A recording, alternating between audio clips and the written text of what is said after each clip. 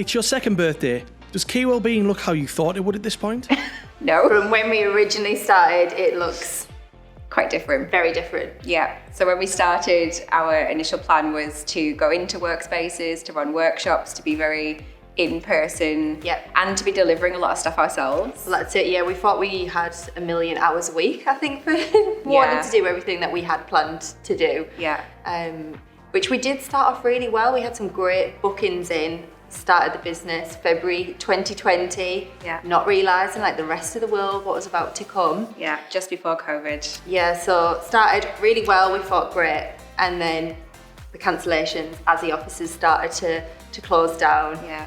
And we knew instantly, didn't we, that we still were going to carry on. We just had to go and change everything. Change the business completely. Yeah, but it's good though, because it gave us the opportunity to develop more online things and more things that can be used remotely and more things that probably will allow us to grow the business a lot faster, and it's kind of become more of our focal point now. It was never really our intention.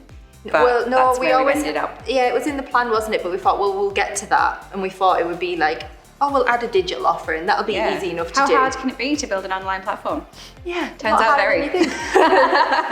Let's rewind back to the beginning. How was Key Wellbeing born? We actually met each other at a networking event with our other businesses, didn't we? Yeah, so I was still running my coaching business, and Melissa, you were running your makeup artistry business. Yeah, and I was a company trainer as well for a big cosmetic company. But I have been a holistic therapist for years, so that was kind of what I was doing at the time when we met. Yeah.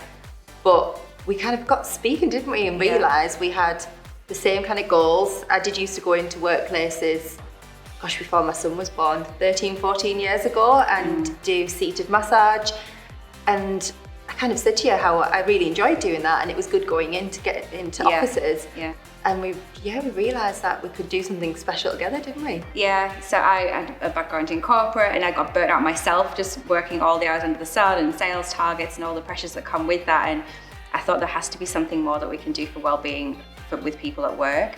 And then we started talking, and we both had similar ideas, and I don't know, we just got on so well quite instantly. Well, that's it, yeah. Just decided to get our heads together and see what we could come up with, really. I think you were surprised as well, from being in Australia for 10 years, how behind England is still with wellbeing as well. Yeah, it's much more spoken about, or at least it was, but at least if the pandemic's done anything good, it is bringing wellbeing to the top of the agenda for a lot of people. Yeah, definitely. So yeah, I think that's been a good thing.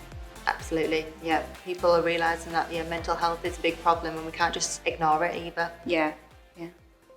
What have been some of your biggest challenges that you have overcome? Well, I think like everyone these last 2 years, the obvious, but last year particularly for me was very challenging. I had the homeschooling, again, like a lot of people. I've got a husband who works away, and I lost 2 of my closest family members. So it was really hard to keep going with that. And I also have a very, very close family member who suffers with mental health themselves and didn't want to be here no more. So I was on constant guard as well, making sure that they didn't do anything silly. So it was a really, really hard year. Yeah, for me too. Like certainly mental health in my family, and the pandemic only exacerbated that, as it did for a lot of people. And so personally, I suppose there's some of the things that we've had to overcome whilst trying to get a business off the ground. Yeah. But I think it gives us a passion to want to do it even more, knowing how we've got family members who are suffering, and we can offer them that support and help, because we can signpost them where some people don't know where to go for the help and support. So it's good that we can offer that help to organisations and just kind of motivated us even more, really, that perhaps we could all do more, I think, for mental health. Yeah, absolutely. And that just makes us even more determined. Yeah. What advice would you give to yourself back on day one? Well, I think have patience. Things will take longer than you think. Whenever you're starting a business, you have goals and things that you want to do. And if anyone is listening to this and has started a business, you will know things take longer than you think to come to fruition and to look like you want them to. And also that don't be too attached to your ideas, or maybe even like things like your logo or your business card or your website or whatever it is that you tell yourself that you've got to have perfect before you start, you're going to change it all anyway. We look back to our first logo and our colours, our branding, and we were like, that was not us. Yeah, we had, it was our first... Blue and gold, wasn't it? Blue, gold and black was our first logo and what our digital products look like.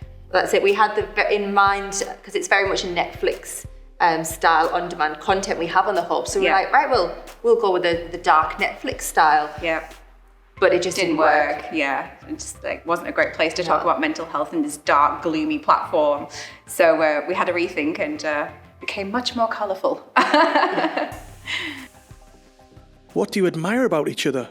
Oh, good question. Oh yeah, well, there's a lot I admire about Marie. So I have learned so much from Marie. Obviously, my background was a lot more hands-on, where you had done a lot more of your website building and getting the systems in place with your coaching business.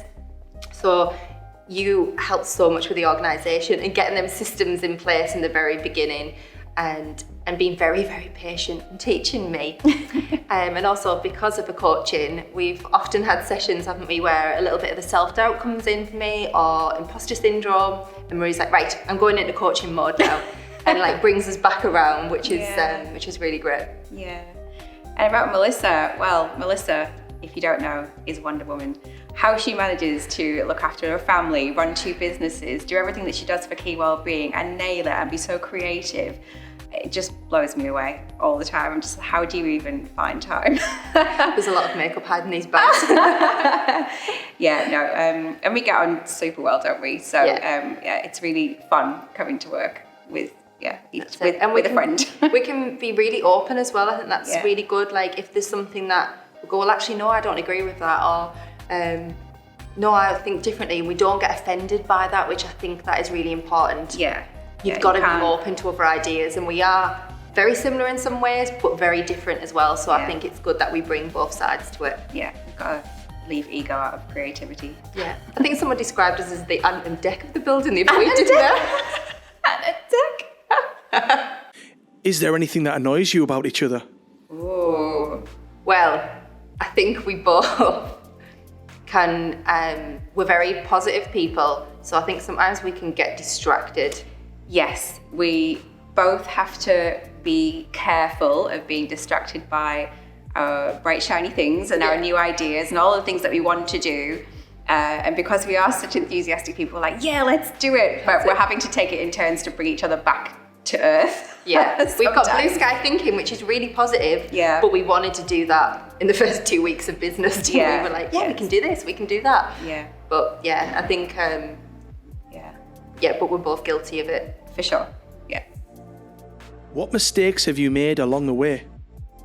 I think trying to do all of the ideas that you have straight away. So when we started, I think we hadn't even got our basic products and services sorted yet.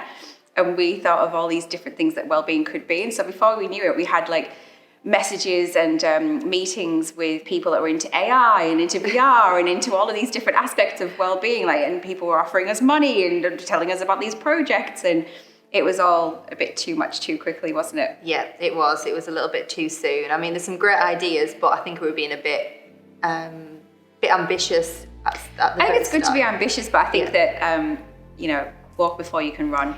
Yeah, absolutely. What advice would you give to someone starting business here in the Northeast? I'd say just go for it. Yeah, there's so many programs available. There are so many options for even funding as well if you've got a great idea. So many great role models and people that are really willing to help. That's it. There's loads of funded courses available. We were lucky to be part of some of them as well. So they go through the basics as well of starting a business. So we've had businesses previous, so we did know some of the basics, but if you're just starting off, there's a course for you as well. So don't be afraid to just go out and speak to people. Yeah, it can be tough starting a business, we're not gonna lie. Yes. Yeah. But just go for it, and your rough ride is definitely worth it. Absolutely, and that's what keeps us going, doesn't it? Yeah. You get to do what your passion and what you believe in, and what you do what you love every day, you can deal with it. Yeah, smashing it. Yeah. Key Wellbeing, simple solutions to workforce wellbeing.